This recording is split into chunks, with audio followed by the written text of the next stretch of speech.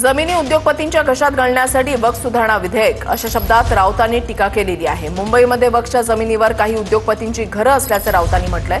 वक्फच्या जमिनी विकणारे आणि खरेदी करणारे एकाच घरामध्ये राहतात अशा शब्दात राऊतांनी टीका केली आहे।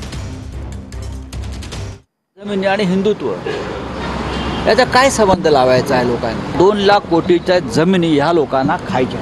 अनेक मुंबईतल्या अनेक वक्फ बोर्डाच्या इमारतीवरती अलिशान घरं उभी आहेत उद्योगपतींची।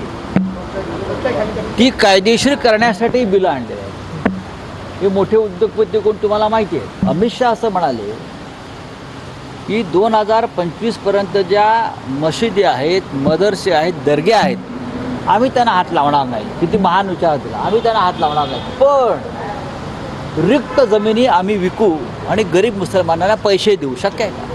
म्हणजे रिक्त जमिनी विकण्याचा विषय त्यांनी काढलेला आहे। म्हणजे खरेदी विक्री आली, बेचेंगे और खरीदने की बात आ गई है। बेचने वाले और खरीदने वाले एक ही घर में